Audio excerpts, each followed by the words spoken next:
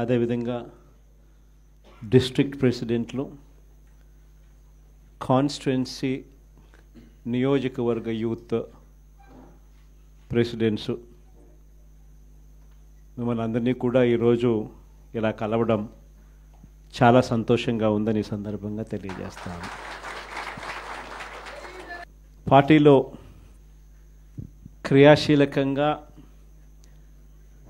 ఈ కన్స్ట్రక్షన్ కార్యక్రమం అనేది చేస్తూ ఉన్నాం. ప్రతిపక్షంలో ఉన్నాం. ప్రతిపక్షంలో ఉంటూ ప్రభుత్వం పనిచేస్తూ ఉన్న విధానాన్ని ప్రశ్నిస్తూ, ప్రభుత్వం ఇచ్చిన హామీలను ఆ ప్రభుత్వం ఎగరగొడతా ఉన్న నేపథ్యంలో ఆ ప్రభుత్వాన్ని గట్టిగా నిలదీస్తూ, నిద్రపోతూ ఉన్న ఈ ప్రభుత్వాన్ని మేలుకొల్పే ప్రయత్నం గట్టిగా చేస్తూ ఉన్నాం. చేసే ఈ ప్రక్రియలో ఆర్గనైజేషన్ పరంగా ఇంకా మనం బలంగా ఎదగాలి. ఎదుగుదల అన్నది ఎందుకు అవసరము, ఎందుకంత ఇంపార్టెంటు అన్నది క్లుప్తంగా చెప్తాం. ఈరోజు మన పార్టీని చూసినప్పుడు చాలామంది ఎమ్మెల్యేలు కొత్త వాళ్ళే. మన పార్టీ వచ్చినప్పుడే 2011లో మన పార్టీ మనం స్థాపించిన పరిస్థితుల మధ్యలో గమనిస్తే, నేను అప్పట్లో కాంగ్రెస్ పార్టీ నుంచి బయటకు వచ్చిన. నేను బయటకు వచ్చినప్పుడు నాతో పాటు వెనకాల ఎవరు లేరు. నేను మా అమ్మ ఇద్దరం మాత్రమే బయటకు వచ్చినాం. అక్కడి నుంచి మొదలైంది ప్రస్థానం. నాతో పాటు కొంతమంది నాయకులు, నా మీద వ్యక్తిగతంగా అభిమానం ఉన్న నాయకులు కొంతమంది, మా కడప జిల్లాల నుంచి మరి ముఖ్యంగా కొంతమంది నాయకులు నాతో పాటు రావాలని అడుగులు ముందుకేశారు. నేనన్నా, నా పరిస్థితి ఏమిటో నాకే అర్థం కావడం లేదు.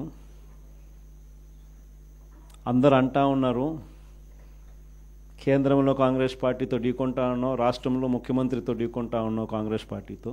ఇలాంటి పరిస్థితుల్లో నా పరిస్థితి అగమ్య గోచరంగా ఉన్నప్పుడు నేను మిమ్మల్ని నాతో పాటు రమ్మని చెప్పి నేను చెప్పలేను. దేవుడు ఆశీర్వదించి నేను ఎదిగినప్పుడు, నేను బాగున్నప్పుడు అప్పుడు రండి అని చెప్పి కొంతమందికి చెప్పిన. ఇట్లా రాష్ట్రం వైపు తిరిగి చూస్తే ఎవ్వరూ లేరు వెనకాల. కేవలం నేను, నాతో పాటు అమ్మ, మేము మాత్రమే ఉన్నాం. ఆ ప్రస్థానం అక్కడి నుంచి మొదలైంది. కానీ రాజకీయాలలో ఎప్పటికీ కూడా విలువలు, విశ్వసనీయత ఇవి మాత్రం ఎక్కడా ఎప్పుడూ తగ్గనేలా. ఎన్ని కష్టాలు వచ్చినా కూడా, ఇటువైపు చూస్తే పొలిటికల్ ఒబ్లివియన్ అంటారు, ఏ రోజు కూడా కాంప్రమైజ్ కాల. విలువలు, విశ్వసనీయత అన్న దానికి మాత్రం పెద్ద పీటీ వేశాం.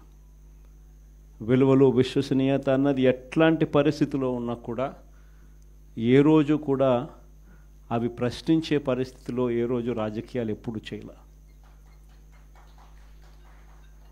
అక్కడి నుంచి సాగింది రాజకీయ ప్రయాణం. ఆ తర్వాత నాతో పాటు 18 మంది ఎమ్మెల్యేలు కాంగ్రెస్ పార్టీ వీడి నాతో పాటు రావాలన్నారు. అందరినీ పదవులు రాజీనామా చేయమన్నా.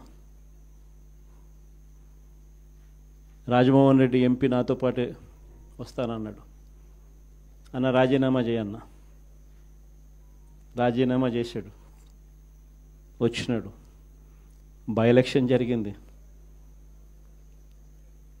నా ఎలక్షన్ బై ఎలక్షన్, అమ్మ election by election, Rajamohan Reddy election by election.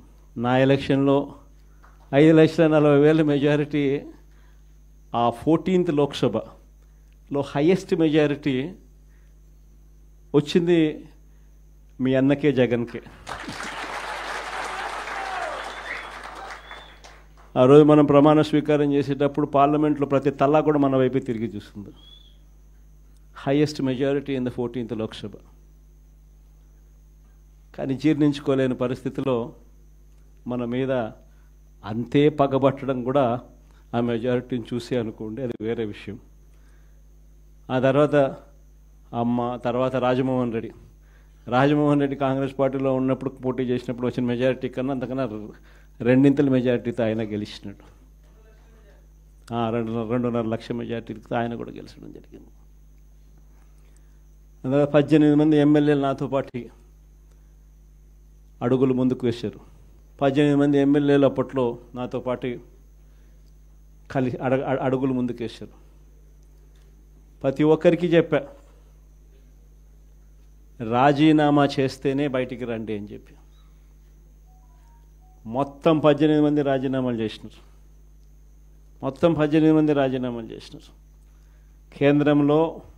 కేంద్రంతో వ్యతిరేకంగా పోరాటం, రాష్ట్ర ప్రభుత్వానికి వ్యతిరేకంగా పోరాటం. 18 మంది రాజీనామా చేసి విలువలు విశ్వసనీయతతో కూడిన రాజకీయాలు చేయడానికి అడుగులు ముందుకేశారు. ఎక్కడ కూడా విలువలు విశ్వసనీయత అన్నది ఎక్కడ కూడా తగ్గల. అప్పట్లో పవర్ ఛార్జెస్, కరెంటు ఛార్జీలు విపరీతంగా చంద్రబాబు నాయుడు గారు పెంచిన నేపథ్యంలో చంద్రబాబు నాయుడు ప్రభుత్వం మీద అవిశ్వాస తీర్మానం ప్రవేశపెట్టాం. అవిశ్వాస తీర్మానం ప్రవేశపెడితే ఆశ్చర్యం ఏమిటో తెలుసా? తెలుగుదేశం పార్టీ అప్పట్లో కిరణ్ కుమార్ రెడ్డి ప్రభుత్వానికి సపోర్ట్ చేసింది. 294 స్థానాలకు 148 ఎమ్మెల్యేల స్థానాలు హాఫ్వే మార్క్ అయితే, అప్పట్లో చంద్రబాబు నాయుడు సపోర్ట్ చేయడం వల్ల కాంగ్రెస్ పార్టీ బయటపడింది. చంద్రబాబు నాయుడు అండ్ కాంగ్రెస్ ఇద్దరూ కలిసి ఒకటై కుమ్మక్కై రాజకీయాలు చేశారు అప్పట్లో. అలాంటి పరిస్థితుల్లో కూడా ఎక్కడ కూడా ప్రజలు హర్షించే విధంగా విలువలతోనూ విశ్వసనీయతతోనూ కూడిన రాజకీయాలు చేశాం. క్యాన్వస్ చూస్తే ఆంధ్ర రాష్ట్రం విడిపోయిన తర్వాత 175 నియోజకవర్గాలకు సంబంధించి కూడా పరిస్థితి, క్యాండిడేట్లు అందరూ కొత్త వాళ్ళే. ఆ నుంచి కూడా అక్కడి నుంచి ఒక 18 మంది మన క్యాండిడేట్ తప్ప నుంచి మిగతా వాళ్ళంతా ఫ్రెష్ ఫేసెస్. ఆ నుంచి మన క్యాండిడేట్లు విజయం సాధించడం మొదలుపెట్టాడు. 67 స్థానాలు 2014లో గెలిచినాం. మళ్ళా 23 మందిని దాంట్లో పోచింగ్, మళ్ళా మనల్ని పార్టీని వీకెన్ చేయడం కోసం అని చెప్పి 9 మంది ఎంపీలు గెలిస్తే 3 ఎంపీలను పోచింగ్, 67 మంది ఎమ్మెల్యేలో 23 మంది ఎమ్మెల్యేలు పోచింగ్. కానీ మళ్ళీ దేవుడు 2019 వచ్చేసరికి అదే మొట్టికాయలు వేసాడు. మన దగ్గర నుంచి ఎంతమంది పోచింగ్ చేశారో కరెక్ట్గా అంతే నెంబరే, వాళ్ళ నెంబర్స్ కూడా కరెక్ట్గా అంతే 23కే పడ్డాయి. ఎంపీలు ఎంతమందిని పోచింగ్ చేశారో మళ్ళీ కరెక్ట్గా అంతే నెంబర్స్తోనే వాళ్ళ నెంబర్లు కూడా కట్టడయ్యాయి. నేను చెప్పేది ఎందుకు చెప్తా ఉన్నానంటే, ఈ విషయాలు అందరూ కొత్త వాళ్ళే. కొత్తదనానికి విలువ అన్నది ప్రతిపక్షంలో ఉన్నప్పుడే వస్తుంది. ప్రతిపక్షంలో ఏ నాయకుడైనా ఎదగలుగుతాడు, ఎవరైనా నాయకుడు కాగలుగుతాడు. అయితే 2 గుణాలు ఉండాలి. ఒకటి ప్రజలకు అందుబాటులో ఉండడం, రెండవది చిక్కటి చిరునవ్వుతో పలకరింపు. 2 ఖచ్చితంగా ఉండాలి. ప్రతిపక్షంలో ఉండాల్సింది మరొక మేజర్ గుణం ఏమిటి అని అంటే, ప్రజలకు ఏదైనా సమస్య వచ్చినప్పుడు ప్రజల తరపున మనం ప్రజలకు తోడుగా నిలబడగలగడం. ఈ 3 చేయగలిగితే ఎవరైనా లీడర్ కాగలుగుతాడు. ఇక్కడి నుంచి స్టార్ట్ చేయండి. నియోజకవర్గం స్థాయిలో నియోజకవర్గ అధ్యక్షుడిగా ఉన్న ప్రతి ఒక్కరికి నేను చెప్తా ఉన్నా, ఈ రోజు నుంచి స్టార్ట్ చేయండి. మనం ఈరోజు చూసేది యూత్ అధ్యక్షుడిగా, నియోజకవర్గం ఇన్ఛార్జిగా, యూత్ అధ్యక్షుడిగా ఫస్ట్ అడుగే ఇది. మీ చివరి అడుగు ఎమ్మెల్యే కావడం, అది గుర్తుపెట్టుకోండి.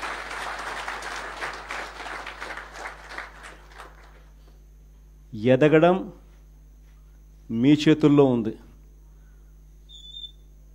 మిమ్మల్ని పెంచడం నా చేతుల్లో ఉంది.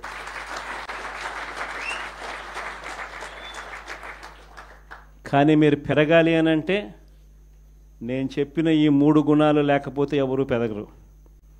ఈ 3 గుణాలు ఉండాలి.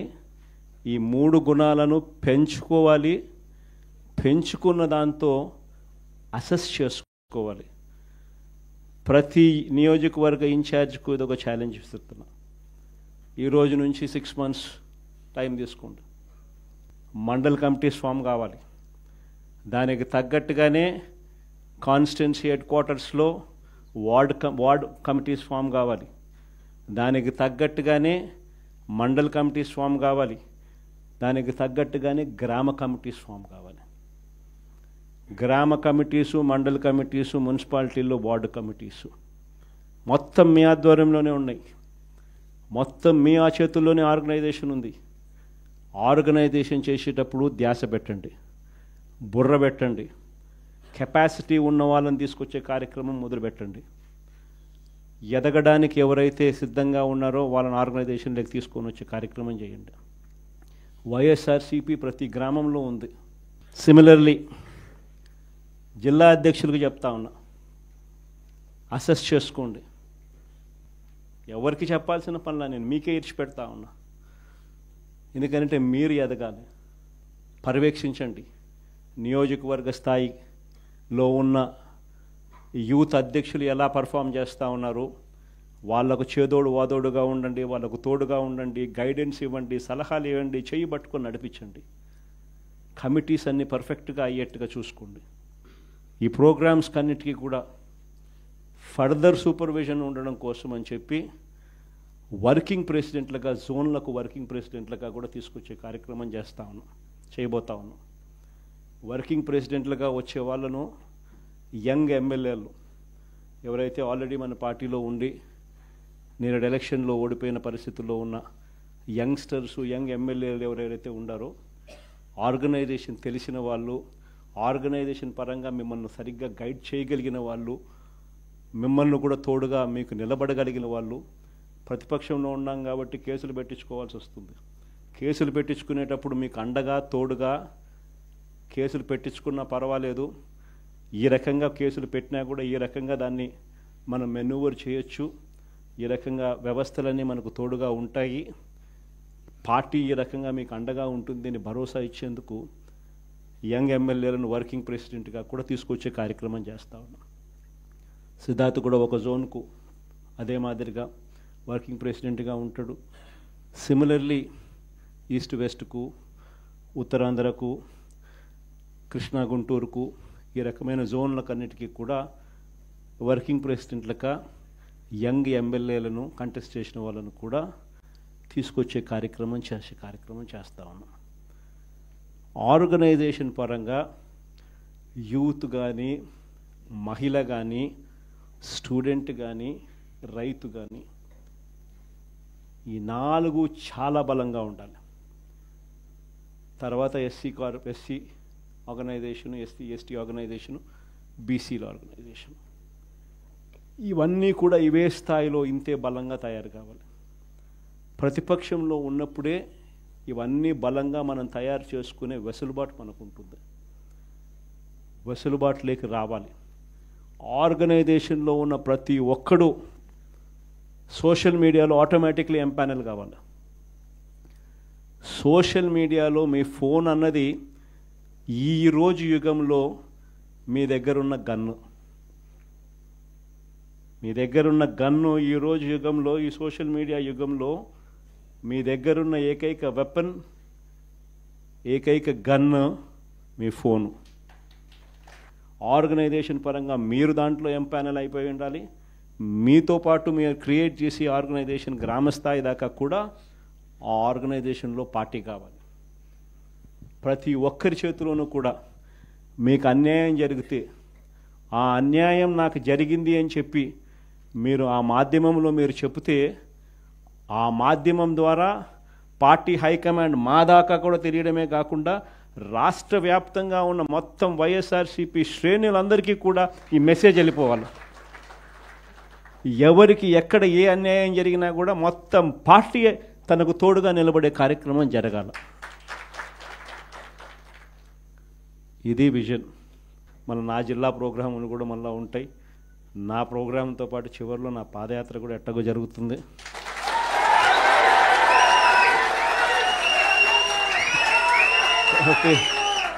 కాబట్టి ఆ టైం వచ్చినప్పుడు ఇంకా మీతో ఇంకా ఎక్కువ మమేకమయ్యే పరిస్థితి ఉంటుంది.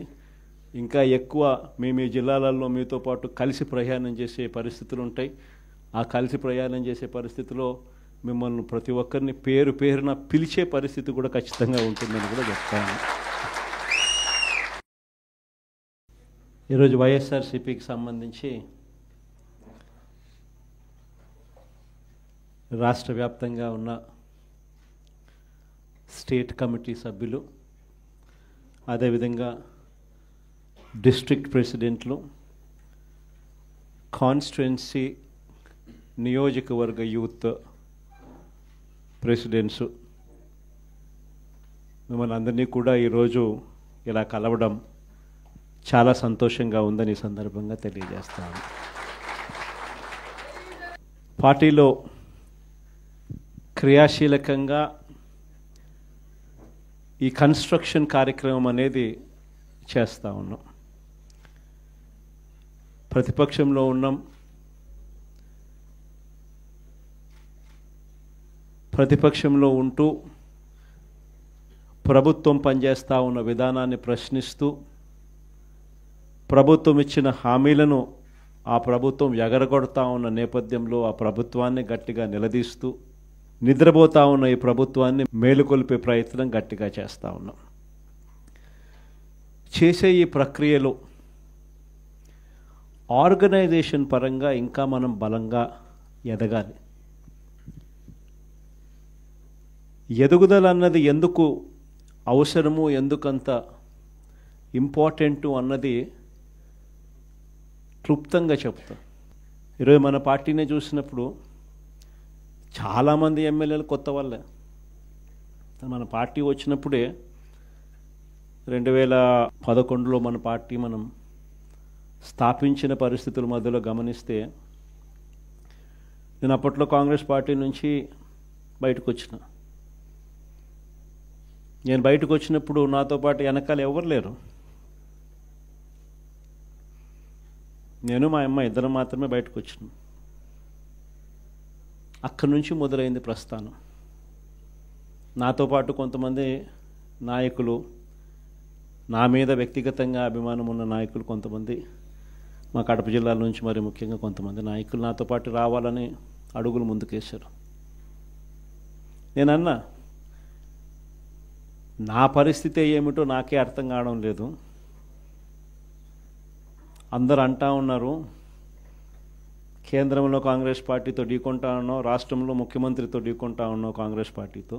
ఇలాంటి పరిస్థితుల్లో నా పరిస్థితి అగమ్య గోచరంగా ఉన్నప్పుడు నేను మిమ్మల్ని నాతో పాటు రమ్మని చెప్పి నేను చెప్పలేను.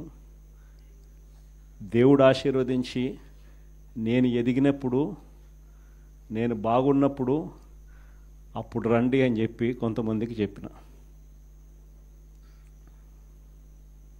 ఇట్లా రాష్ట్రం వైపు తిరిగి చూస్తే ఎవ్వరూ లేరు వెనకాల. కేవలం నేను, నాతో పాటు అమ్మ, మేము మాత్రమే ఉన్నాం. ఆ ప్రస్థానం అక్కడి నుంచి మొదలైంది. కానీ రాజకీయాలలో ఎప్పటికీ కూడా విలువలు, విశ్వసనీయత ఇవి మాత్రం ఎక్కడా ఎప్పుడూ తగ్గనేలా. ఎన్ని కష్టాలు వచ్చినా కూడా ఇటువైపు చూస్తే పొలిటికల్ ఒబ్లీవియన్ అంటారు, ఏ రోజు కూడా కాంప్రమైజ్ కాల. విలువలు, విశ్వసనీయత అన్న దానికి మాత్రం పెద్ద పీట వేశాం. విలువలు, విశ్వసనీయత అన్నది ఎట్లాంటి పరిస్థితిలో ఉన్నా కూడా ఏ రోజు కూడా అవి ప్రశ్నించే పరిస్థితిలో ఏ రోజు రాజకీయాలు ఎప్పుడు చేయలే. అక్కడి నుంచి సాగింది రాజకీయ ప్రయాణం. ఆ తర్వాత నాతో పాటు 18 మంది ఎమ్మెల్యేలు కాంగ్రెస్ పార్టీ వీడి నాతో పాటు రావాలన్నారు. అందరినీ పదవులు రాజీనామా చేయమన్నా. రాజమోహన్ రెడ్డి ఎంపీ నాతో పాటే వస్తానన్నాడు. అన్న రాజీనామా చేయన్నా. రాజీనామా చేశాడు, వచ్చినాడు. బై ఎలక్షన్ జరిగింది. నా ఎలక్షన్ బై ఎలక్షన్ అమ్మ election by election, Rajamohan Reddy election by election, నా ఎలక్షన్లో 5,40,000 మెజారిటీ, ఆ 14th లోక్సభలో హైయెస్ట్ మెజారిటీ వచ్చింది మీ అన్నకే, జగన్కే. ఆ రోజు మనం ప్రమాణ స్వీకారం చేసేటప్పుడు పార్లమెంట్లో ప్రతి తల్లా కూడా మన వైపే తిరిగి చూస్తుంది. Highest majority in the 14th Lok Sabha. కానీ జీర్ణించుకోలేని పరిస్థితిలో మన మీద అంతే పగబట్టడం కూడా ఆ మెజారిటీని చూసి అనుకోండి, అది వేరే విషయం. ఆ తర్వాత అమ్మ, తర్వాత రాజమోహన్ రెడ్డి కాంగ్రెస్ పార్టీలో ఉన్నప్పుడు పోటీ చేసినప్పుడు వచ్చిన మెజారిటీ కన్నా అంతకన్నా 2 మెజారిటీతో ఆయన గెలిచినాడు. 2.5 లక్షల మెజారిటీతో ఆయన కూడా గెలిచడం జరిగింది. అందులో 18 మంది ఎమ్మెల్యేలు నాతో పాటు అడుగులు ముందుకు వేశారు. 18 మంది ఎమ్మెల్యేలు అప్పట్లో నాతో పాటు కలిసి అడుగులు ముందుకు వేశారు. ప్రతి ఒక్కరికి చెప్పా, రాజీనామా చేస్తేనే బయటికి రండి అని చెప్పి. మొత్తం 18 మంది రాజీనామాలు చేసినారు.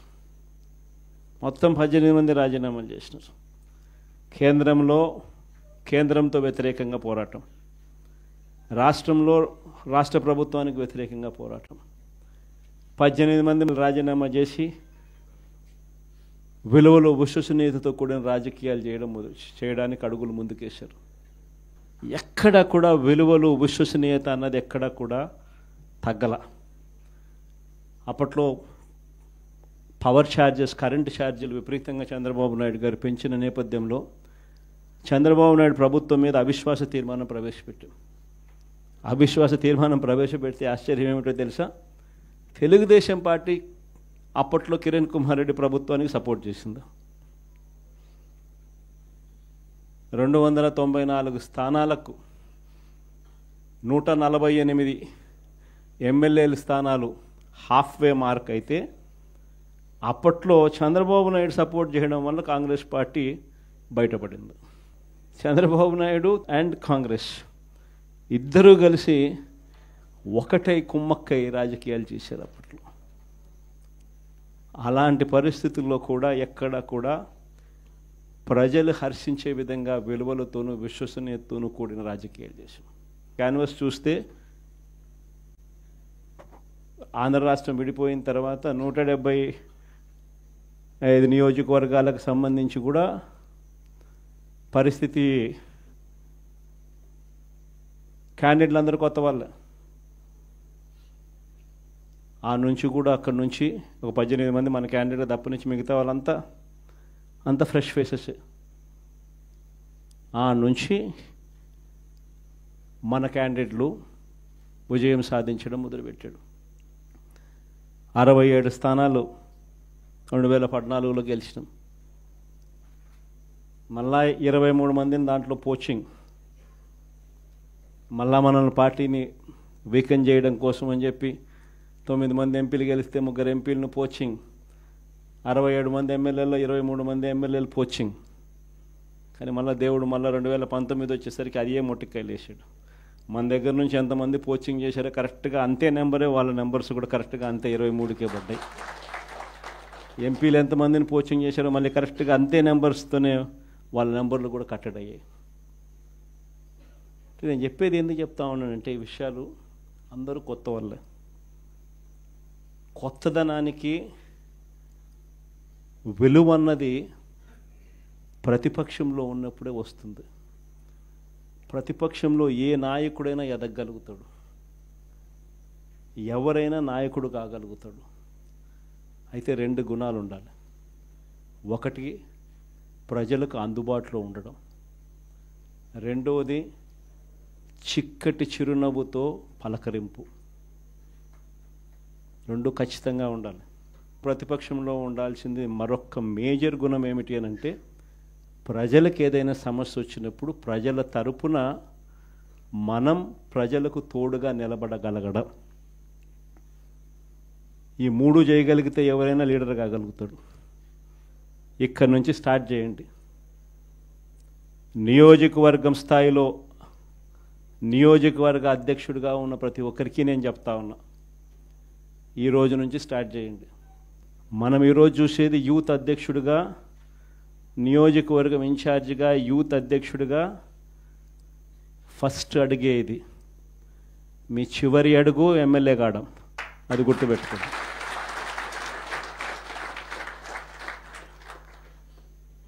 ఎదగడం మీ చేతుల్లో ఉంది, మిమ్మల్ని పెంచడం నా చేతుల్లో ఉంది.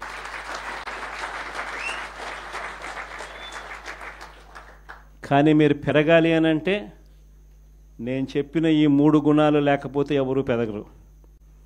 ఈ 3 గుణాలు ఉండాలి. ఈ 3 గుణాలను పెంచుకోవాలి. పెంచుకున్న దాంతో అసెస్ చేసుకోవాలి. ప్రతి నియోజకవర్గ ఇన్ఛార్జ్కు ఇది ఒక ఛాలెంజ్ ఇస్తున్నా. ఈ రోజు నుంచి 6 months టైం తీసుకోండి. మండల్ కమిటీస్ ఫామ్ కావాలి.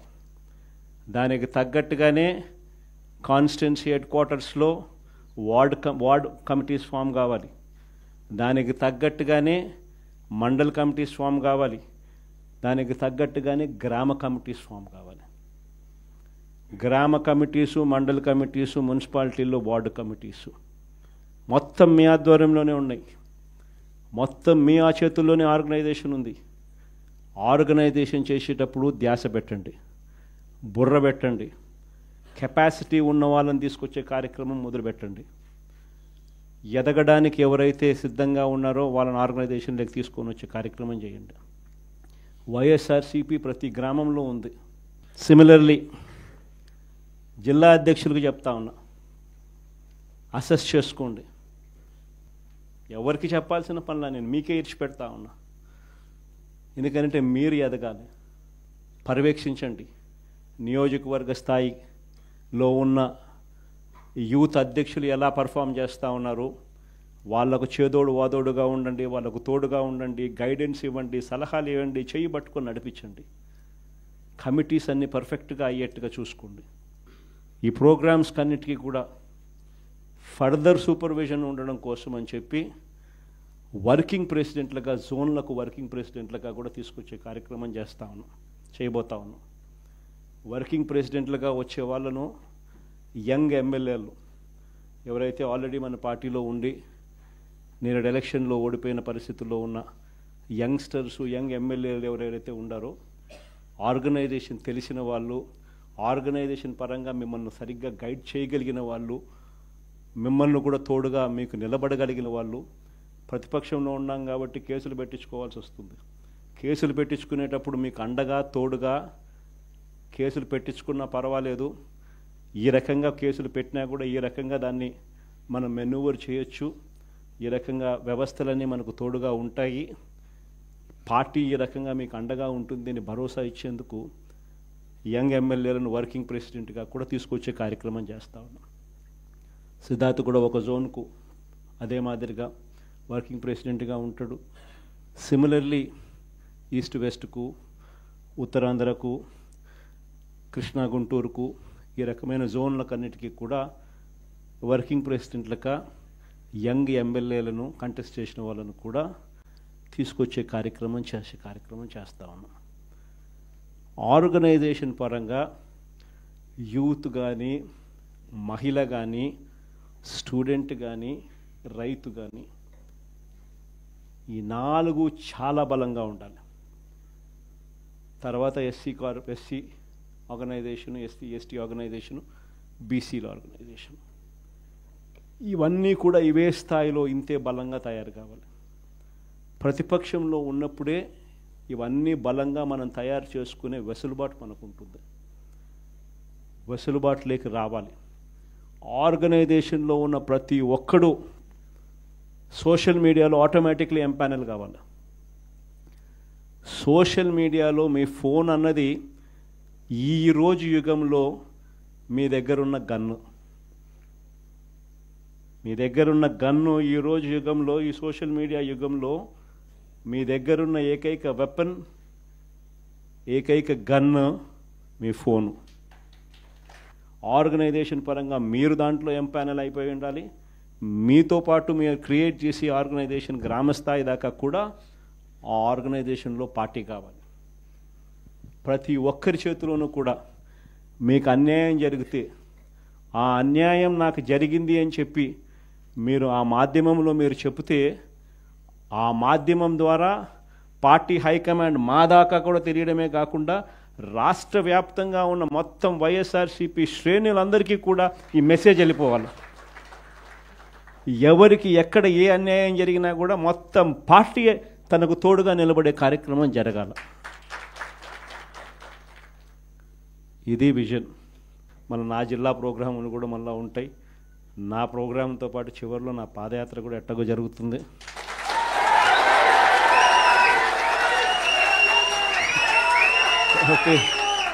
కాబట్టి ఆ టైం వచ్చినప్పుడు ఇంకా మీతో ఇంకా ఎక్కువ మమేకమయ్యే పరిస్థితి ఉంటుంది. ఇంకా ఎక్కువ మీ జిల్లాలలో మీతో పాటు కలిసి ప్రయాణం చేసే పరిస్థితులు ఉంటాయి. ఆ కలిసి ప్రయాణం చేసే పరిస్థితిలో మిమ్మల్ని ప్రతి ఒక్కరిని పేరు పేరున పిలిచే పరిస్థితి కూడా ఖచ్చితంగా ఉంటుందని కూడా చెప్తాను.